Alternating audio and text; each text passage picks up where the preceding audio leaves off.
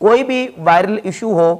چاہے وہ سیاسی ایشو ہو، چاہے وہ کسی اینکر کی یا کسی سیاستدان کی آپس میں لڑائی ہو جائے، کوئی مذہبی ایشو ہو یا کسی بھی اعتبار سے کوئی بھی وائرل ایشو جو ہوتا ہے، انجینئر محمد علی مرزا نے اس پر اپنا بیان ویوز حاصل کرنے کے لیے ضرور دینا ہوتا ہے اور اپنی کوئی نہ کوئی رائے ضرور دینی ہوتی ہے۔ ہمارے پاکستان میں ترکی ڈرامہ ارطغرل سیریل چلی، انجینئر محمد علی مرزا نے بڑے عرصے تک چپ سادھ رکھی اور اس پر کوئی اپنا تبصرہ نہیں کیا۔ مرزا صاحب بولتے تو کیا بولتے، اس ڈرامے کے حوالے سے مرزا صاحب نے اپنے جو بھی کمنٹس اور رائے دینی تھی، بولنا تھا تو کیا بولتے۔ موسیقی کے حوالے تو مرزا صاحب بول نہیں سکتے تھے، کیونکہ مرزا انجینئر محمد علی موسیقی کو تو جائز سمجھتا ہے۔ اس کے علاوہ اگر بولتا تو شیخ ابن العربی رحمۃ اللہ علیہ کے حوالے سے ان پر بھی نہیں بول سکتا تھا، کیونکہ مرزا کے بابے مولوی اسحاق فیصل آبادی صاحب نے شیخ محی الدین ابن العربی رحمۃ اللہ کے حوالے سے بڑے مثبت تاثرات دیے ہیں، اور ان کے حوالے سے یہ بات بالکل واضح طور پر اپنے کلپس اور بیانات میں کی ہے کہ شیخ ابن العربی رحمۃ اللہ کی کتابوں کے حوالے سے جو کچھ لوگ تنقید کرتے ہیں وہ حق بجانب نہیں ہے۔ میں نے ان کی کتابوں کو بڑی تسلی سے اور بڑی میں نے دقت نظر کے ساتھ پڑھا ہے۔ وہ ایک بڑے عارف باللہ اور بہت بڑے جو نا وہ پہنچی شخصیت صوفیاء میں سے تھے۔ تو اب شیخ ابن العربی رحمۃ اللہ پر بھی انجینئر محمد علی مرزا نہیں بول سکتا تھا، کیونکہ اس کے ممدوح اور اس کے بابا جان مولوی اسحاق صاحب فیصل آبادی انہوں نے شیخ ابن العربی رحمۃ اللہ کے بارے میں بڑے اچھے اور مثبت کمنٹس دیے ہیں۔ اب رہ گئی بات، چونکہ مرزا کے فالورز نے بار بار مرزا کو کہا تھا کہ اس پر بولیں، اپنے تاثرات اور اپنا کوئی جو موقع وہ پیش کریں، تو مرزا اگر بولا ہی ہے تو مرزا نے کیا کیا کہ سلطنت عثمانیہ کے حوالے سے اپنی رائے اور تاثرات دیے اور کہا کہ اس طرح کے جو سلاطین ہیں، اس طرح کے جو بادشاہ ہیں، وہ دنیا میں اس طرح کے جنگجو اور بھی ہزاروں پیدا ہوئے ہیں، تو اس سے یہ ثابت نہیں ہوتا کہ یہ ایک اسلامی سلطنت ہے۔ تو سلطنت عثمانیہ کی مخالفت کرنے کے لیے اس کو سلطنت عثمانیہ کو اسلامی سلطنت سے نکال کر آگے پھر جو مثالیں دی ہیں، مرزا صاحب کہتے ہیں کہ دیکھیں سلطنت اور بادشاہت یا ملک جو ہے وہ تو دیکھیں منگولوں کو کتنی بڑی سلطنت مل گئی، اسی طریقے سے چنگیز خان منگول اور فرعون کو بھی دیکھیں کتنا بڑا ملک مل گیا، اور اس کے ساتھ ساتھ رومن امپائر اور پرشین امپائر، اس کی مثالیں دے کے بالخصوص منگولوں کی سلطنت کی پوری لمبی چوڑی تعریف کر کے مرزا صاحب نے سلطنت عثمانیہ کو ان کفار کی سلطنتوں اور حکومتوں کے ساتھ تشبیہ دے کے گویا کہ سلطنت عثمانیہ کو ڈی گریڈ کرنے کے لیے اور اپنے ان کے خلاف بغض و عناد کا اظہار کرنے کے لیے وہ سارا کچھ کیا۔ اس کی بنیادی وجہ کیا ہے؟ مرزا کو سلطنت عثمانیہ کے ساتھ یہ جو خار ہے یا دل میں ایک اس کے تھوڑی سی ہے تکلیف یا پریشانی، اس کی وجہ یہ ہے کہ ترکوں کی سلطنت عثمانیہ وہ فقہ کے اعتبار سے حنفی تھے، عقیدے کے اعتبار سے اہل سنت و جماعت تھے، اور صوفیاء اور اولیاء اللہ اور بالخصوص شیخ محی الدین ابن عربی رحمت اللہ تعالی علیہ کے فالورز اور ان کے ماننے والے تھے۔ اب مرزا کو چونکہ یہ بات ہضم نہیں ہوتی تھی اور یہ بات کسی صورت میں گوارا نہیں تھی، تو دبے لفظوں میں اس نے یہ کاروائی اور کوشش کرنے کی کوشش کی، اور پھر کہا کہ یہ ضروری نہیں ہے کہ ان کے ساتھ اللہ کی تائید بھی ہو۔ دیکھیں حکومتیں تو فرعون کو بھی حکومت ملی، منگولوں کو کتنی بڑی سلطنت اور حکومت اور کتنی بڑی ان کو جو ہے وہ کتنی بڑی اسٹیٹ اور ریاست انہوں نے قائم کر لی، اور منگول امپائر پھر اس کی تعریف کی۔ تو اس سے کہتا ہے اس ثابت نہیں ہوتا کہ اللہ کی تائید بھی ہو۔ حالانکہ کافروں کو ملک ملنا اور چیز ہے، اور اللہ رب العزت جل شانہ جب اپنے عادل نیک بندوں کو ملک اور سلطنت عطا فرماتا ہے تو یقیناً نیک بندوں کے لیے ملک ملنا اور حکومت اور سلطنت ملنا یہ اللہ رب العزت کا فضل ہے اور اللہ کا کرم ہے اور اللہ کی طرف سے ایک نعمت ہے۔ قرآن مجید فرقان حمید میں اللہ رب العزت نے سورۃ البقرہ کی آیت نمبر 247 میں ارشاد فرمایا واللہ یؤتی ملکہ من یشاء، اللہ جسے چاہتا ہے ملک عطا فرماتا ہے۔ اور سیدنا سلیمان علیہ السلام تو اللہ کی بارگاہ میں دعا کر رہے ہیں سورۃ الصافات کی آیت نمبر 35 میں رب اغفر لی وہب لی ملکا لا ینبغی لأحد من بعدی، یا اللہ مجھے میری مغفرت فرما اور مجھے ایسا ملک عطا فرما کہ میرے بعد کسی کو ملک ایسا نہ ملے۔ جناب حضرت سلیمان علیہ السلام نے دعا کی، اور پھر اللہ رب العزت نے قرآن مجید کی سورۃ المائدہ کی آیت نمبر 20 میں ارشاد فرمایا اذکروا نعمت اللہ علیکم، جو اللہ نے تم پر نعمت کی ہے اس کو یاد کرو، اذ جعل فیکم انبیاء کہ اللہ نے تم میں انبیاء بنائے، وجعلکم ملوکا اور تمہیں اللہ نے بادشاہ بنایا، اللہ نے تمہیں سلطنت عطا کی، اللہ نے تمہیں بادشاہ بنایا۔ تو اللہ نے اس کو نعمت قرار دیا اور کہا کہ اس نعمت کو یاد کرو جو اللہ نے تمہیں ملک دیا، تمہیں بادشاہ بنایا۔ تو معلوم ہوا کہ اللہ رب العزت جب اپنے بندوں کو، نیک عادل بندوں کو ملک دیتا ہے اور پھر وہ اس ملک میں اللہ رب العزت کے احکامات کو جاری کرتے ہیں اور پھر وہ عدل اور انصاف کا جو پرچم بلند کرتے ہیں، تو وہ ملک ان کے لیے اللہ کی رحمت ہے، اور وہ سلطنت جو ہے وہ اہل ایمان اور اہل اسلام کے لیے اللہ کی رحمت اور اللہ کا فضل ہے۔ اسی طرح سورہ نساء کی آیت نمبر 54 میں ارشادی باری تعالیٰ ہے، ام یحسدون الناس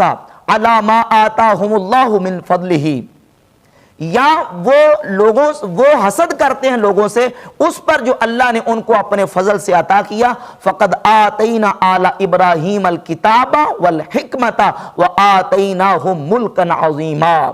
پس تحقیق ہم نے آل ابراہیم کو کتاب اور حکمت اور ان کو بہت بڑا عظیم ملک عطا فرمایا۔ تو اللہ تعالیٰ نے اس ملک عظیم کو بطور فضل اور بطور نعمت بیان کیا۔ تو اللہ کریم جل شانہ جب اپنے نیک بندوں کو ملک عطا کرتا ہے، سلطنت عطا کرتا ہے، تو یقیناً اللہ کا ان پر فضل ہوتا ہے۔ تو اب سلطنت عثمانیہ جب قائم ہوئی تو مجھے بتائیں کہ فائدہ اسلام کا ہوا ہے یا کافروں کا ہوا ہے؟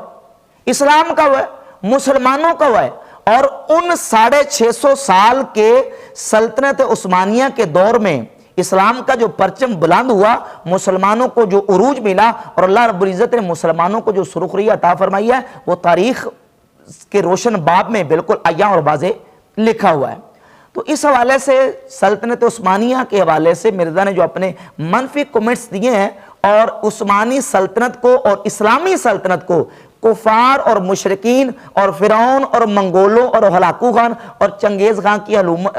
حکومت کے ساتھ تشبیہ دینے کی جو ناکام کوشش کیا ہے، یہ بالکل اس کا اناد اور بغض اور حسد ہے۔ اور مرزا انجینئر کسی مقام پہ بھی تین اس کے مین پوائنٹ ہیں، ان کو ہاتھ سے نہیں جانے دیتا۔ ایک تو یہ کہ اسے کوئی ایسی بات، کوئی ایسا واقعہ مل جائے جو نبی کریم علیہ السلام کے صحابہ کرام علیہ رضوان کے خلاف کوئی بات جاتی ہو، تو اس پر پورا منفی تبصرہ کرے گا، اپنا پورا ایڑی چوٹی کا زور لگانے کی کوشش کرے گا صحابہ کرام رضی اللہ تعالیٰ عنہ کے خلاف کارروائی کرنے میں۔ اور دوسری اس کی جو دشمنی ہے وہ صوفیہ کرام علیہ رضوان کے ساتھ، صوفیہ کرام کے خلاف کوئی اسے بات مل جائے، بات کا بتنگڑ بنا کے یہ عوام الناس کے سامنے پیش کرے گا اور صوفیہ سے لوگوں کو بدظن کرنے کی کوشش کرے گا۔ اور تیسرا اس کا آخری حربہ یہ ہے کہ احناف کے خلاف، فقہ حنفی کے خلاف، امام اعظم ابو حنیفہ رحمت اللہ تعالی علیہ کے خلاف یا ان کی فقہ کے خلاف کوئی بات ملے گی، اس کو لوگوں کے ورگلانے کا ذریعہ اور سبب بنا لے گا۔ اور پھر اسی گفتگو میں اس نے سلطنت عثمانیہ سے تعلق رکھنے والے ایک بہت بڑے عظیم سلطان، جن کا امت اسلامیہ پر ایک بہت بڑا احسان ہے، اور اللہ رب العزت نے جو منزلت اور جو مقام ان کو عطا کیا ہے وہ کسی سے مخفی اور پنہا نہیں ہے، وہ ہے سلطان محمد فاتح رحمت اللہ تعالی علیہ، جن سے اللہ رب العزت جل وعلا مجدہ الکریم نے یہ کام لیا جو نبی پاک علیہ السلام نے پیش گوئی اور بشارت دی تھی، وہ ان کے ہاتھ سے پوری ہوئی۔ اور وہ یہ ہے کہ سلطان محمد فاتح رحمت اللہ علیہ نے قسطنطنیہ شہر فتح کیا۔ اب ان کے خلاف اپنی رائے دیتے ہوئے انجینئر محمد علی مرزا کہتا کہ دیکھیں، آپ اگر یہ کہتے ہیں کہ یہ سلاطین جو ہے انہوں نے اسلامی حکومت قائم کی اور ان کی حکومت اسلامی حکومت ہے، تو دیکھو ان کے آفیشل جو لاز اور قوانین ہیں ان کو دیکھو۔ یہی سلطان محمد فاتح جنہوں نے قسطنطنیہ فتح کیا تھا، انہوں نے اپنا ایک آفیشل لا بنایا تھا اور کہا تھا کہ میرے بعد جو حکمران بنے گا وہ حکمران اپنی حکومت کو بچانے کے لیے، لڑائی جھگڑوں سے بچنے کے لیے اپنے بھائیوں کو وہ قتل کروا سکتا ہے۔ اپنے بھائیوں کو قتل کروانے کا اس نے قانون بنایا تھا سلطان محمد فاتح رحمت اللہ علیہ نے۔ حالانکہ سلطان محمد فاتح رحمت اللہ تعالی علیہ پر بہتان عظیم ہے، بالکل اس کا حقیقت سے کوئی تعلق نہیں ہے۔ ایک مسلمان جرنیل، ایک مسلمان سلطان جو ہزاروں لاکھوں کروڑوں مسلمانوں کے ممدوح اور مسلمانوں کی آنکھ کا تارا ہے، ان کے خلاف اس طرح کا بہتان لگاتے مرزا صاحب کو بالکل خیال نہیں آیا۔ اب دیکھو نا، اگر یہ قانون انہوں نے بنایا تھا تو یہ یقیناً ظلم عظیم تھا، بہت بڑا ظلم تھا، جبر تھا، فسق تھا، یہ بہت بڑا ایک عظیم ظلم تھا۔ اب ایسا بندہ جو ایسا ظالم، جابر، فاسق و فاجر ہو، جو مسلمانوں کے قتل کرنے کے اصول بناتا ہو، کیا ایسے بندے کے بارے میں کوئی ایسی پیشگوئی ہو سکتی ہے؟ جبکہ رسول اللہ صلی اللہ تعالیٰ علیہ وآلہ وسلم کی جو پیشگوئی کتب احادیث میں موجود ہے، امام بخاری رحمۃ اللہ علیہ اپنی کتاب التاریخ الکبیر کی جلد نمبر 2 صفحہ نمبر 82 پہ، المعجم الکبیر للطبرانی 18957 نمبر روایت ہے، امام ابو نعیم اصفہانی معرفت صحابہ میں اس کو لے کے آئے، مستدرک علی الصحیحین کی جلد نمبر 4 صفحہ نمبر 421 پر یہ روایت موجود ہے، اور مسند احمد ابن حنبل کی 18478 نمبر حدیث ہے۔ نبی پاک صلی اللہ علیہ وآلہ وسلم نے فرمایا لَتُفْتَحَنَّ القسطنطینیہ فَنِعْمَ الْأَمِيرُ أَمِيرُ هَذَا، فرمایا ان قریب تم قسطنطنیہ فتح کیا جائے گا، فَلَنِعْمَ الْأَمِيرُ أَمِيرُ هَذَا، پس اس کا امیر کتنا ہی اچھا امیر ہوگا۔ قسطنطنیہ کا فتح کرنے والا اس لشکر کا امیر کتنا ہی اچھا امیر ہوگا، وَلَنِعْمَ الْجَيْشُ ذَلِكَ الْجَيْشُ، اور وہ لشکر کتنا ہی اچھا لشکر ہوگا۔ جن کو نبی پاک علیہ السلام نعم الامیر فرمائیں، کتنا ہی اچھا امیر، کتنا ہی اچھا لشکر، اس کو مرزا صاحب ظالم و جابر ثابت کر رہے ہیں، اور ظالم و جابر بھی ثابت کر رہے ہیں بالکل جھوٹ سے، کوڑ سے اور جھوٹ بول کے۔ نہ تو کسی تاریخ کی کتاب میں کوئی مستند اس طرح کی روایت موجود ہے، اور نہ ہی ایسا نعم الامیر جس کو نبی پاک علیہ السلام نے نعم الامیر اور اچھا امیر کہا ہو، ایسا وہ کوئی ایسا اقدام نہیں کر سکتا۔ پھر یہ کہتا ہے یہ علماء جو ہیں یہ اس ڈرامے کے فضائل و برکات بیان کر رہے ہیں، حالانکہ کسی بھی مستند عالم نے فضائل و برکات ہرگز بیان نہیں کی ہے۔ علماء نے، مفتیین کرام نے اپنے اپنے تاثرات کا اظہار ضرور کیا ہے، اس کے مثبت پہلو بھی بیان کیے ہیں، منفی پہلو بھی بیان کیے ہیں، تو اپنے اپنے موقع پر اپنی اپنی رائے کا اظہار ضرور کیا ہے، فضائل و برکات کسی نے بیان نہیں کی ہے۔ اور باقی یہ تو دن رات جو نا وہ جس طرح مثال کے طور پر عمر سیریز ہے، اس کے فضائل و برکات بیان کرتا ہے کہ یہ دیکھیں، اگر آپ نے تاریخ دیکھنی تو یہ دیکھیں، تو کیا وہ فلم نہیں ہے؟ ہاں یہ ہے کہ اس میں تاریخ کو یا دیگر روایات کی بنیاد پر اگر اس میں اس کو فلمایا گیا تو وہ اپنی جگہ پہ ہے، لیکن جو کچھ اس میں دکھایا گیا یا جو کچھ اس میں نقلیں دکھائی گئی صحابہ کرام رضی اللہ تعالیٰ عنہ کی، یا نبی پاک علیہ السلام کی جو کفار گستاخی بے ادبی کرتے تھے اس کو بیان اسی طریقے سے وہ الفاظ اور وہ گستاخیاں اور بے ادبیاں کرتے دکھایا گیا۔ تو کیا اس شریعت اسلامی اس چیز کی اجازت دیتی ہے؟ شریعت کی میزان میں اگر رکھ کے دیکھیں تو کیا یہ دیکھنا جائز ہے؟ اس طرح کی چیزیں جو ہیں وہ لوگوں کو فلما کے دکھانا جائز ہے؟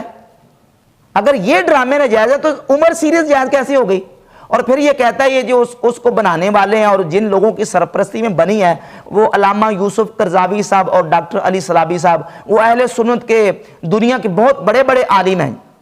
حالانکہ یہ ان کے بیانات اور ان کی کتابیں کسی سے ڈکی چھپی نہیں ہیں۔ یوسف قرضاوی صاحب کی، ڈاکٹر علی صلابی صاحب کی کتابیں دیکھ لیں، ان کے بیانات یوٹیوب پہ سوشل میڈیا پہ موجود ہے۔ یہ سارے ابن تیمیہ کو شیخ الاسلام رحمۃ اللہ علیہ اور محمد بن عبداللہ نجدی کی تعریفیں کرنے والے، طریق وہابیت کے حامی اور طریق وہابیت کی تعریفیں کرنے والے، اور وہی نظریات ہیں جو سلفیوں کے نظریات ہیں لوگوں کے۔ تو اب یہ لوگوں کے سامنے اہل سنت کے امام اور اہل سنت کے بڑے علماء بنا کے لوگوں کے سامنے پیش کر رہا ہے۔